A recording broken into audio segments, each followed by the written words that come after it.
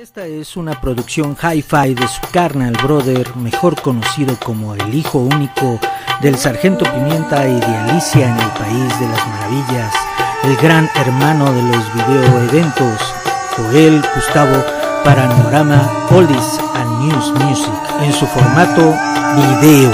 Concepto Joel Gustavo.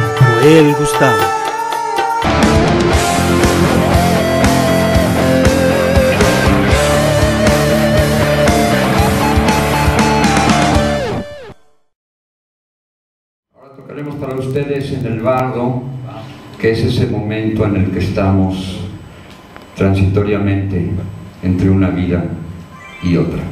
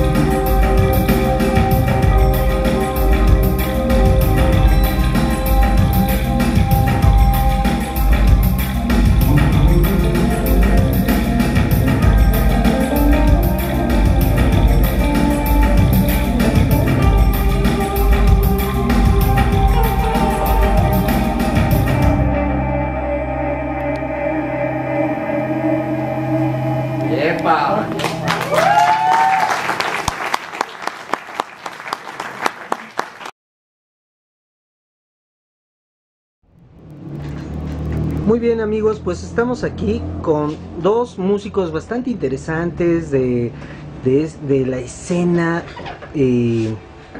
experimental de México, como es Alex Eisenring aquí a mi izquierda, y con Carlos Vivanco aquí a mi derecha. Y bueno, pues ellos son músicos con una larga trayectoria, iniciaron la escena del rock progresivo en México con el Queso Sagrado en 1973, me estabas comentando. En 1973 inicia el Queso Sagrado en septiembre, sí, como trío inicialmente con Héctor Candanedo y Luis Rojas, pero el Queso Sagrado fue evolucionando hasta que ya a principios de los 80 el Queso ya era una banda de 10, 12 gentes. En las cuales participó Carlos Vivanco. Sí, Carlos Vivanco entró en el 80 al Queso Sagrado, y desde entonces, bueno, somos grandes amigos. Después también participó con Síntoma, aunque no está físicamente en los discos, en las grabaciones de Síntoma, pero tuvimos una temporada tocando con Carlos Vivanco, con Lula Luis. Fue una de las etapas de Síntoma.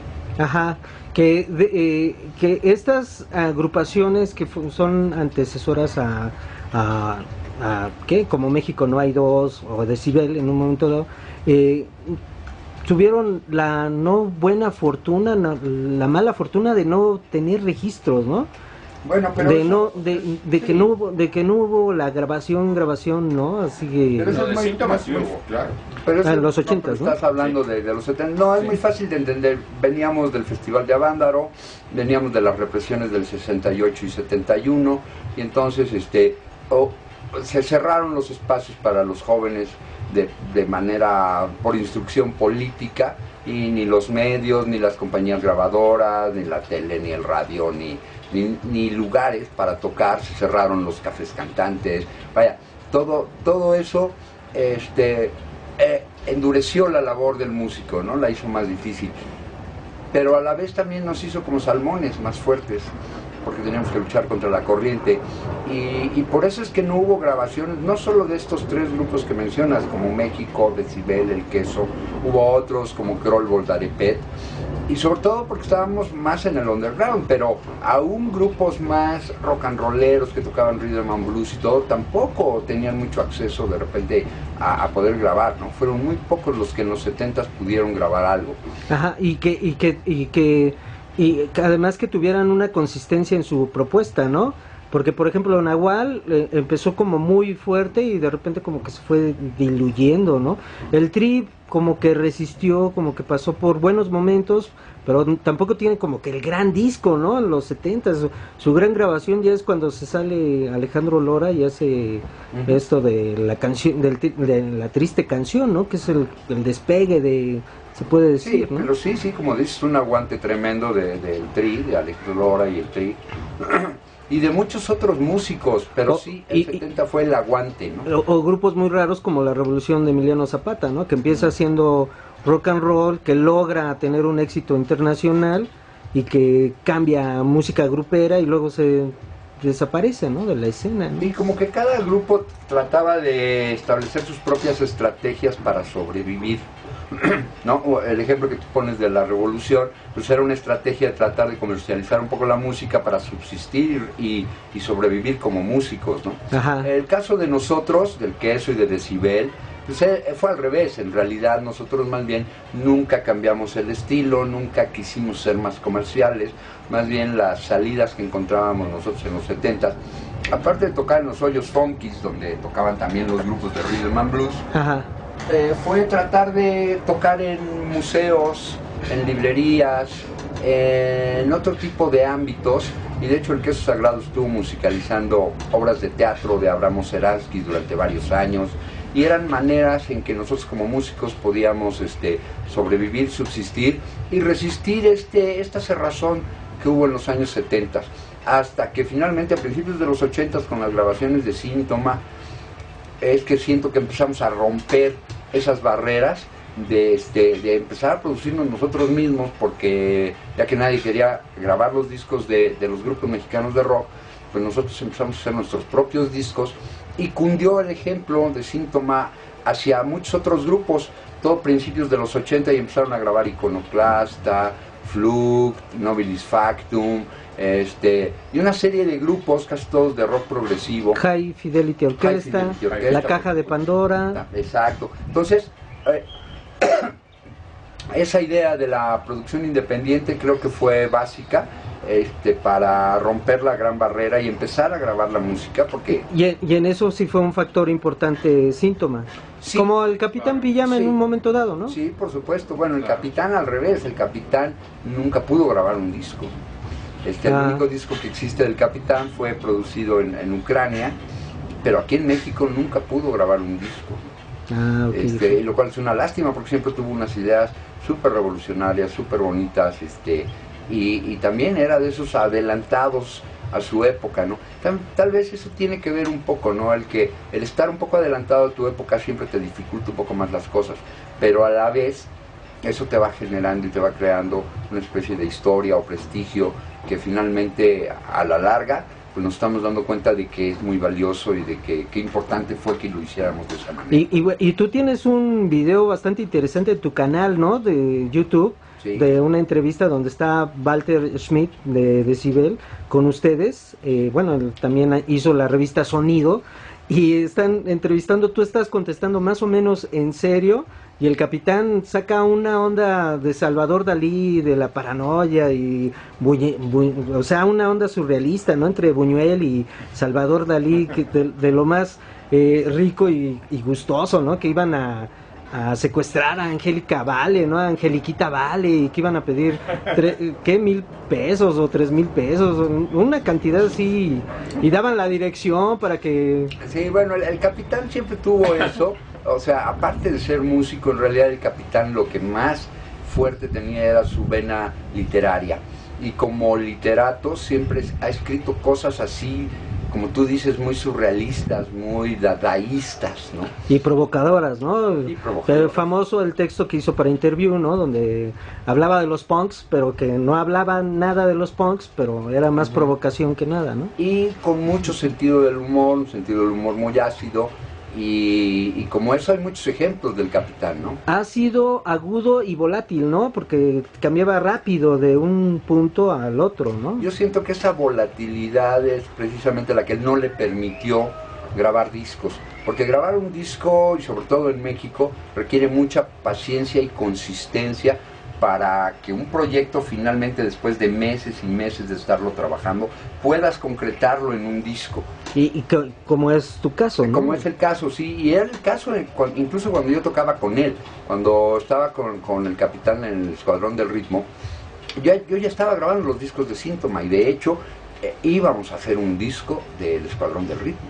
Ajá. Pero el Capitán nunca tuvo la paciencia para permanecer suficientemente en un proyecto como para llevarlo realmente a sus últimas consecuencias, y esa volatilidad, pero era parte de su personalidad, y bueno, no lo puedo culpar ni nada, ¿no? Lo que crea una especie de efímero, ¿no? De producto efímero, ¿no? Así es. Muy bien. Y bueno, pues ya tocamos parte de la historia, que es bien importante, porque yo siempre me decían, ¿tú oíste al Queso Sagrado? ¿Oíste al Queso Sagrado?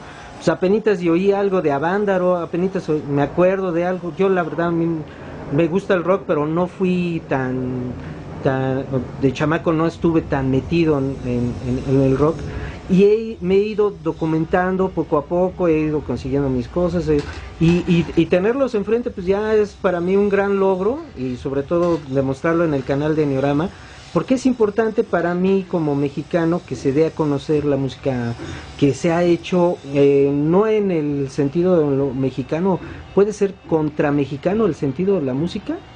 Bueno, no, la contra no me gusta.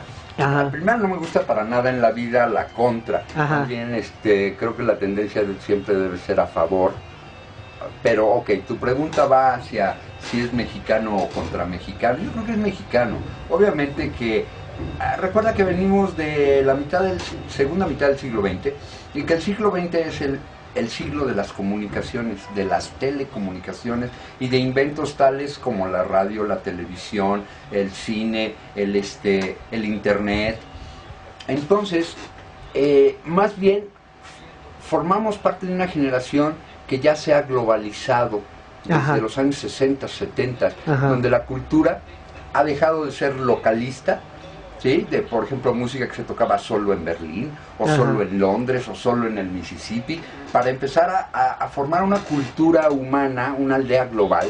Ajá. Yo creo que la globalización y la idea de la aldea global, que hoy se maneja mucho, en realidad empieza a partir de los 70 con el rock progresivo. Con el rock progresivo inicia precisamente ese crisol cultural. El rock progresivo ya no es rhythm and blues, sino que permite la inclusión de música clásica, de música electrónica, de música étnica de diferentes partes del mundo, y entonces empieza a ser un crisol, que es lo que hoy vemos ya en funciones por completo, porque hoy ya la aldea es global, la música es mundial, todos tenemos influencia de todos, todos podemos escuchar con mucha facilidad y rapidez la música que se esté haciendo en cualquier parte del mundo, y podemos ver que sí ya pertenecemos a una cultura más global, al ser humano como raza, y ya no a los localismos de música regional de diferentes países o regiones o pueblos, ¿no? O idiosincráticos, ¿no? Que pudiera ser. Ok, bueno, pues aquí voy a parar esta primera parte que estamos con Bardo Todol. Todavía no entramos bien a lo que es esta nueva agrupación llamada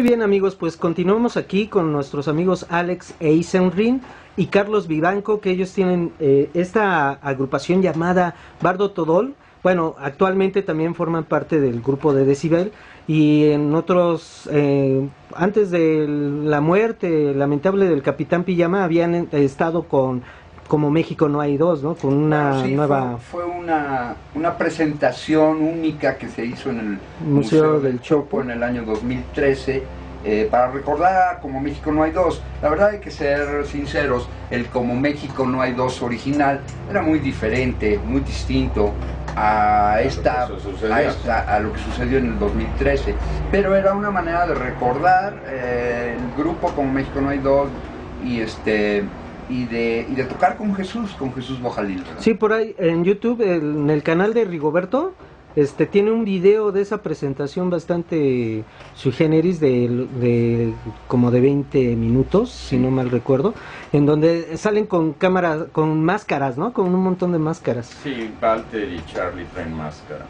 Sí, ok, bueno, pues vamos a retomar lo de la música. Habíamos dicho que si era contramexicana. Bueno, no es contramexicana, pero ¿crees que de algún modo esta música sea muy europea?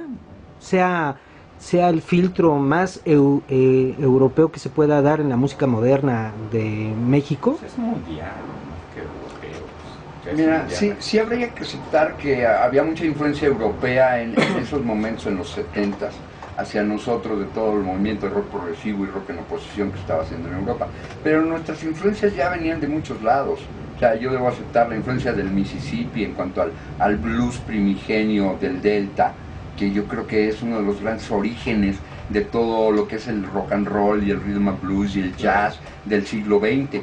Y también influencias de los compositores, por ejemplo, Stockhausen, alemán, Pierre-Henry, francés, dentro de los movimientos de música clásica, electrónica. De vanguardia, ¿no? De vanguardia. John Cage, ¿te parece una buena influencia? Claro, por supuesto. De hecho, tuvimos la oportunidad de participar con él en unos talleres que vino a dar en la década de los 70, lo mismo que Yanis Xenakis. Xenakis igual, sí. Entonces, bueno, pues sí hay una influencia muy fuerte de la música europea, pero en realidad, si tú te fijas ahora, por ejemplo, el sonido de Bardo Todol particularmente, contiene mucha influencia también de lo que es la música oriental asiática, japonesa, hindú, china, el Medio Oriente también. Medio Oriente, Irán, Irak, tratamos de que sea una música mundial realmente. Y ecléctica, mundial, ¿no? Y ecléctica, sí. A mí me parece, bueno, tú tuviste la gentileza de pasarme un MP3 del Queso Sagrado, un tema basado en un cuento de Lovecraft, me comentaste, pero a mí me sonaba como jazz, como que había una fuerte influencia de un tipo de jazz, ¿no? Sí, el Queso Sagrado, aunque se podría generalizar como rock progresivo, en realidad tiene mucha influencia tanto del free jazz, Ajá, de Miles Davis, de John Coltrane, de Ornette Coleman, pero también tiene influencia de estos electrónicos europeos como Stockhausen y Pierre-Henry en cuanto a lo minimal, lo abstracto, lo experimental.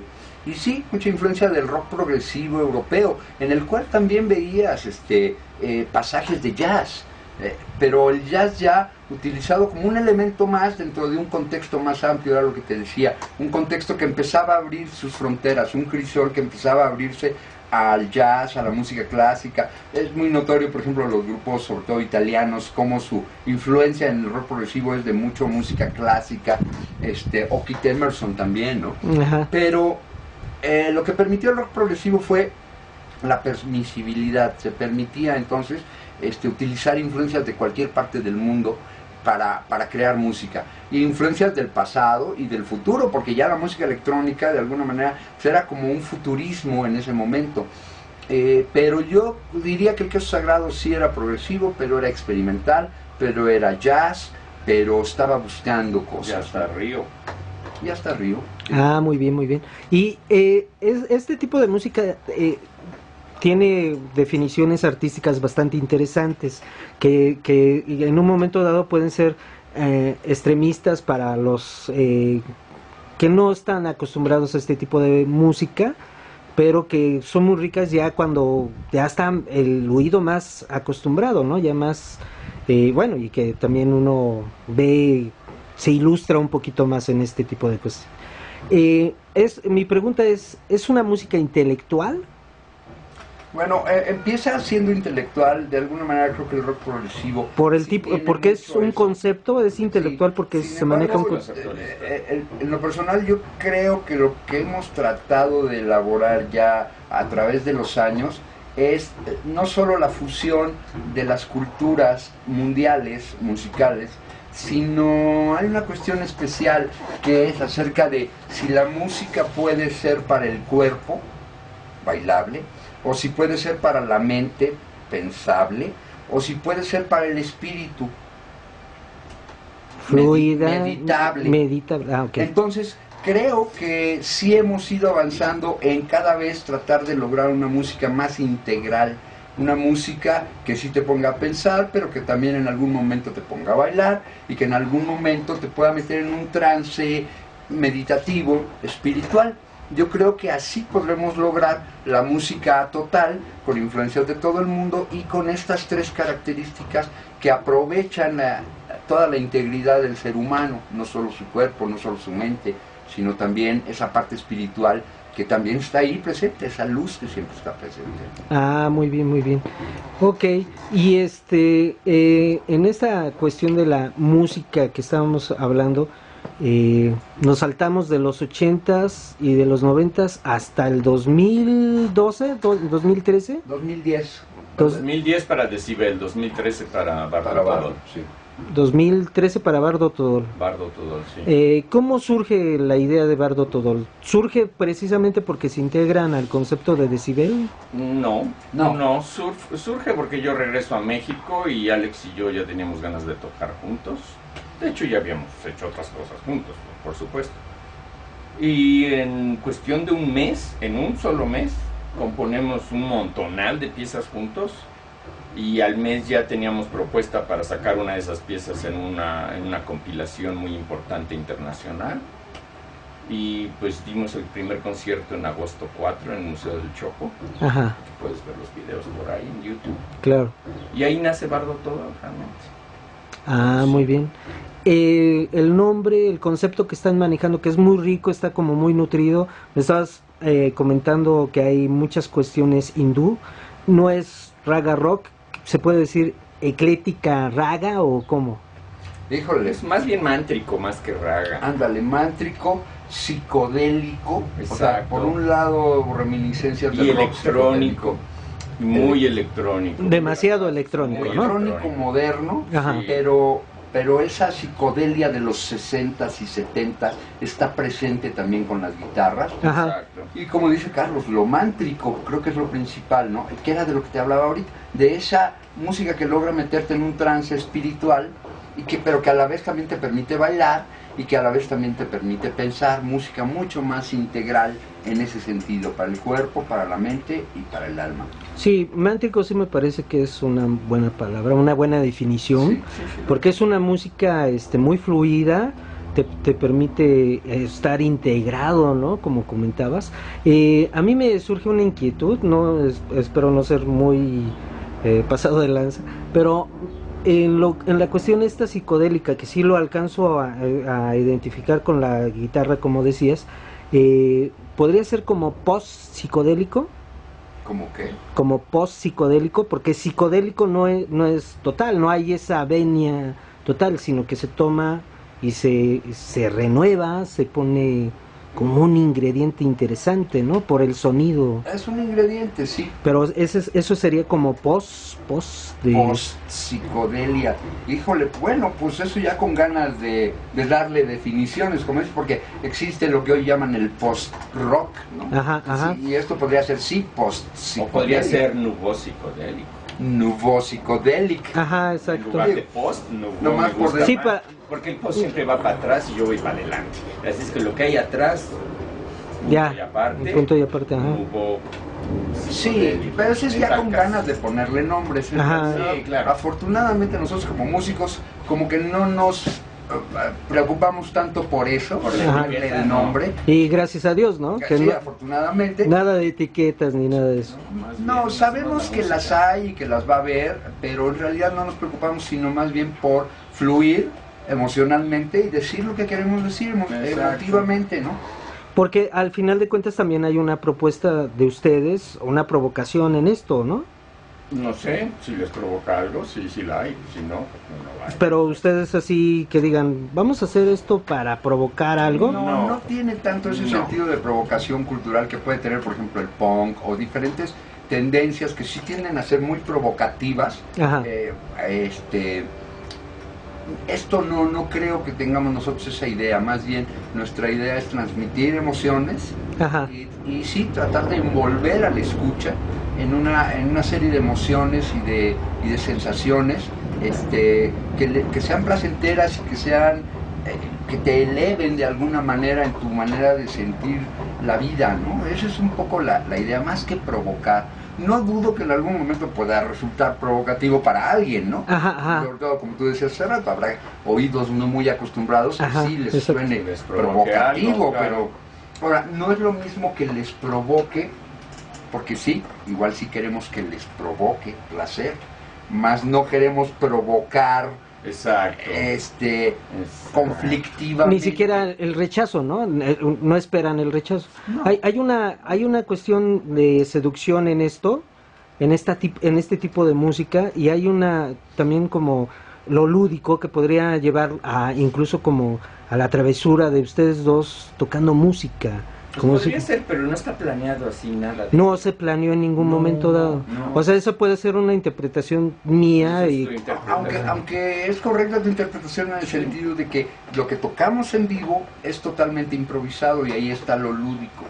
Lo lúdico es que aunque las bases están puestas de cómo es cada pieza y cómo empieza y cómo termina, lo que estamos tocando con las guitarras, Carlos y yo, siempre es improvisado al 100%. Nunca se repite. O sea, no hay cosas que estén preparadas o que aquí tú vas a tocar tiririrín y yo tararán, no. O sea, cada quien va tocando lo que quiere y en el momento vamos cruzando conversaciones con las guitarras, pero es como estamos platicando ahorita. Una conversación que no está planeada, no hay un script. Sí, no hay un escrito. Y ahí está el lado lúdico. Y yo creo que eso le añade un poco de magia del momento, ¿no? Lo que está sucediendo en el momento, que además...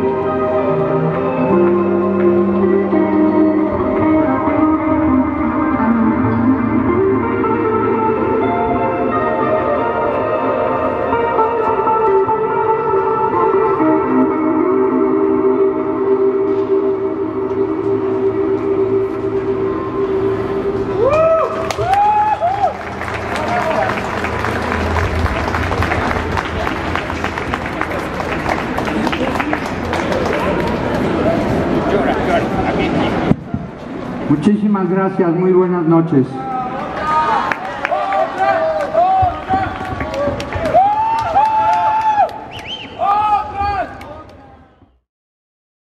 Muy bien, señoras y señores, soy su amigo Joel Gustavo. Continuamos aquí con Bardo Todol. Esta es la tercera parte de la entrevista que tenemos con Bardo Todol.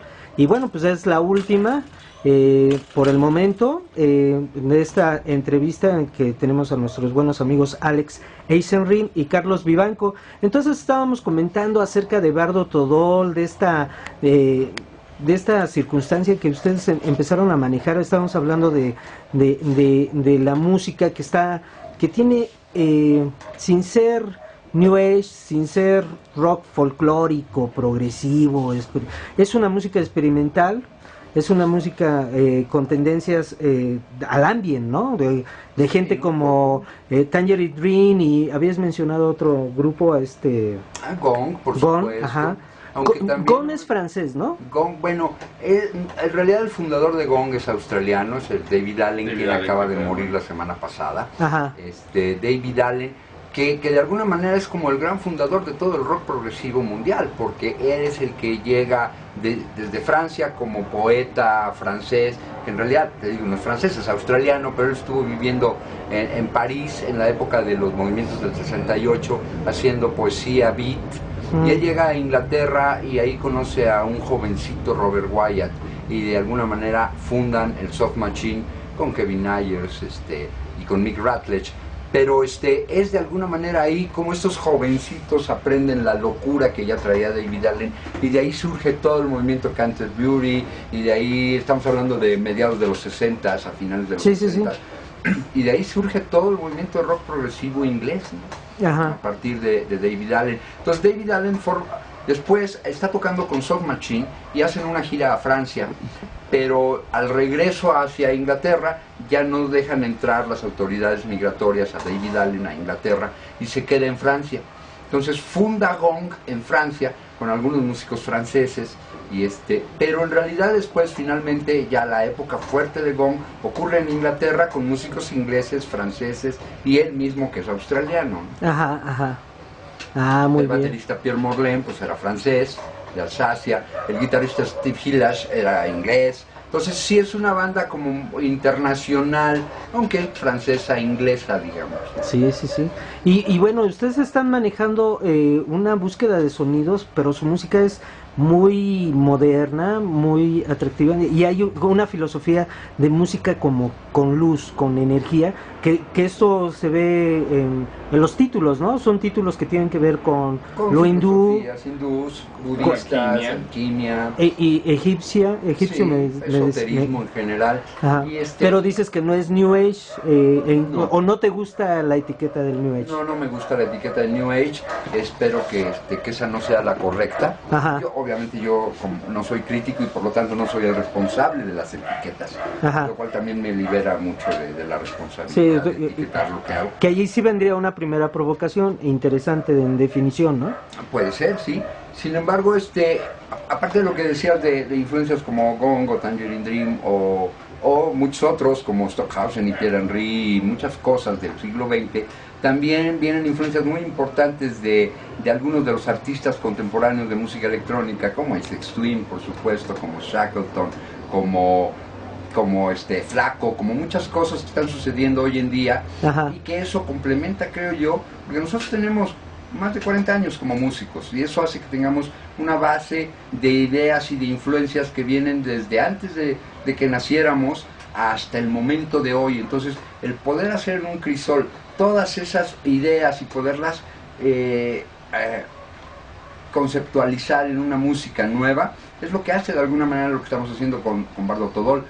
Lo mismo que lo que sucede con Decibel, es una cuestión semejante, ¿no? Esa síntesis cultural que engloba tanto el pasado como el futuro, ¿no? Ajá. Que engloba precisamente todas esas influencias que hemos tenido, desde oír música hippie en los 60s, de oír a Jimi Hendrix, y después de oír a Soft Machine, y luego a Gong, y luego grupos alemanes, no sé, y todo lo que hemos oído en las últimas décadas, ¿no? Ajá, hay un montón de música, desde el jungle, el drum and bass, el dubstep, el trance, el house, infinidad de corrientes que, como te decía, tal vez todas tienen un origen en el blues del delta del Mississippi con Charlie Patton hace más de 100 años, ¿no? Ah, muy bien, sí, muy bien. Sí, se diría que Bardo, pues estamos tocando el blues.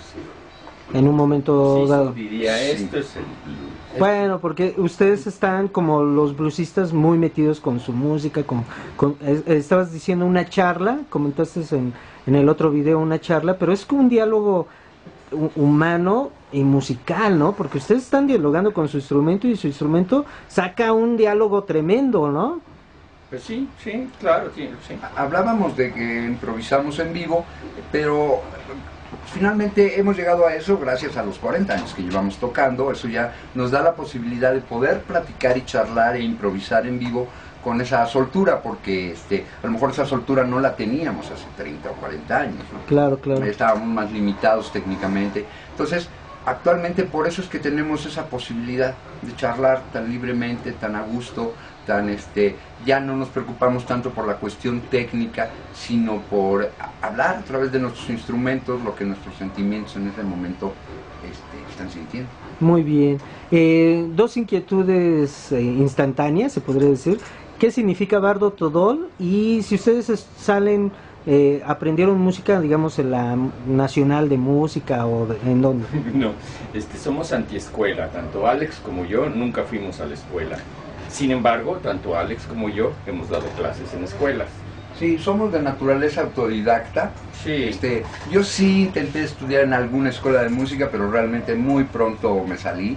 No aguanté mucho. Sin embargo, eso, bueno, pues está en nuestra naturaleza de autodidactas, la capacidad de estar estudiando por nosotros mismos, de estar generando incluso metodologías propias, ¿no?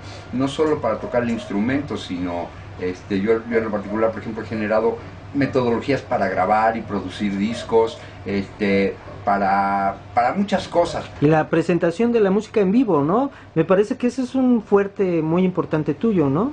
Sí, claro. Sí, el estar haciendo la ingeniería del concierto desde el escenario es algo que también está caracterizando tanto a Decibel como a Bardo Todol, que no dejamos ya nuestra música en manos de un ingeniero ajeno a nuestra música, que no conoce nuestra música, sino hacemos toda la ingeniería y la producción en vivo ahí mismo en el escenario. Ah, muy bien, muy bien.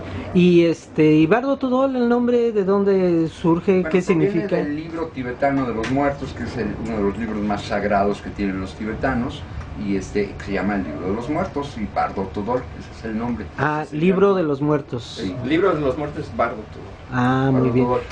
¿Por qué lo escogieron? Bueno, tiene un poco el significado de el bardo es ese espacio entre una vida y la otra. Ah, ok. Es ese espacio entre reencarnaciones, digamos, desde el punto de vista budista. Al morir vamos al bardo y del bardo regresamos a la vida. Entonces el bardo es ese espacio entre vidas. Es un poco como la meditación, es ese espacio entre pensamientos. Entre un pensamiento y el siguiente está la meditación. Y por eso las sociedades contemporáneas nos cuesta tanto trabajo la meditación, porque no dejamos de pensar y un pensamiento tras otro, tras otro, tras otro, tras otro, se nos atrabancan los pensamientos en el cerebro, cuando lo que debemos de hacer es pensar y reflexionar, dejarlos hacer una pausa. Ajá. Y en esa pausa estamos meditando y volverá al siguiente pensamiento. Dar un espacio entre pensamientos permite absorber más luz. Y lo fluido, ¿no? Que en su música se da, ¿no? Sí. También estábamos viendo que Carlos Vivanco tiene aquí un instrumento que él mismo creó, que ¿cómo me dijiste que se llama? Se llama Kopffono. ¿Y por qué cófono? ¿Y por qué? En alemán significa cabeza. Ajá. O lo que piensas. Y fono, pues sonido. Entonces el sonido de la cabeza. ¿Por qué le puse así? ¿Quién sabe? Pero sí le puse. Ajá. ¿Cómo surgió tu idea? Si te fijas, tiende un poco a engañar lingüísticamente a la gente, porque en Ajá. realidad, si en vez de K utilizas una C, entonces una ya taza. tienes una taza o un vaso que es el caso físicamente de ese instrumento. Exacto, sí. Es ese, lo que pasa es que tú quieres engañarlos, pero me encanta. Me encanta, sí. Y si no ven el vaso, pues que son tontos. Pues. Ajá. Aquí está el vaso. Está el vaso, está el copfono. Y todo esto nació porque yo desde niño me encantaban los vasitos con el hilito que te hablabas de un niño al otro. Ajá. ¿Sí? De ahí nace la idea, precisamente, el cup, ¿sí? O la taza. Y pues el hilo que va a salir hacia acá, y dije, pues mira, los amplificadores Fender traen algo que se llama Spring Reverb. El reverb de resorte. De resorte. Y si pasas por ahí la señal, por el resorte, al recibir acá la señal, va a tener reverberación. Una reverberación falsa. La reverberación en realidad son los metros cúbicos de aire en el que el sonido se va a expandir. Y rebota. Es la reverberación. Entonces está basado en dos cámaras de reverberación artificial con mucha tensión, que la tensión la provoca esta cuerda. Si esta cuerda se revienta, el aparatito se desarma. Aparte contiene 4 pastillas. 4 pastillas de diferentes tipos, con 3 conectores para ir al amplificador o a la mezcladora. Exacto. Aquí tienes un conector y aquí tienes los otros 2. Y esto te permite mezclar en 3 diferentes canales. ¿Puedes señalar otra vez la pastilla? Mira, este conector es esta pastilla. Ok. Sí, esta de acá, esta es otra pastilla. Y estas 2 pastillas son electromagnéticas.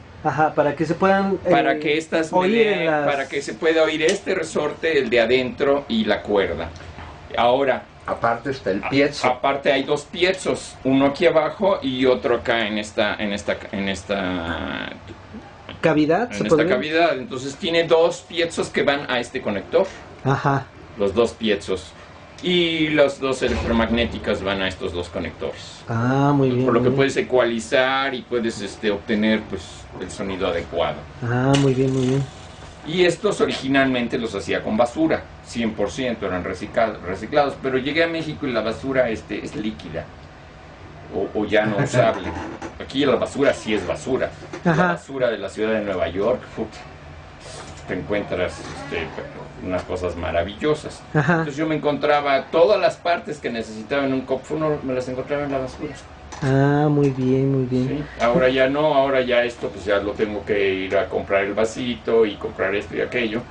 Y en realidad pues terminó, es un gasto tal vez como de 200 pesos. Estos los he vendido varias veces en el pasado por $400 cada uno. Mira. Sí. O sea que aquí acá en México también lo estás vendiendo, ¿no? Aquí nadie me ha comprado ni uno. No, eso los vendí en la ciudad de Nueva York. Y algunos mandé 2 a Japón hace 25 años. Esto lo inventé hace 25 años más. Mira qué interesante. Ok, entonces ese es el copfono. ¿Copfono? Copfono, sí. Y recientemente inventé uno que se llama Spring Bass, que es un contrabajo, pero pequeñito, muy chiquito. Hecho de resortes. Con 2 resortes en lugar de 2 cuerdas. ¿Y esto lo has utilizado con Decibel o sí. lo utilizas con Bardo todo? No, con Bardo esto no lo uso. Pero viene la otra propuesta que ustedes mismos tienen, que es Kathmandu Ensemble, que sí, ahí sí está. Se ha usado en una de las piezas. Sí. Muy bien. Todo lo demás ha sido pues síntesis. No me refiero a síntesis, me refiero a sintetizadores. Muy bien. Sí. Bueno, pues estamos escuchando a Carlos Vivanco con este instrumento bastante interesante. Y bueno, pues tienen esta propuesta también de Kathmandu. Y ya se nos está yendo el video.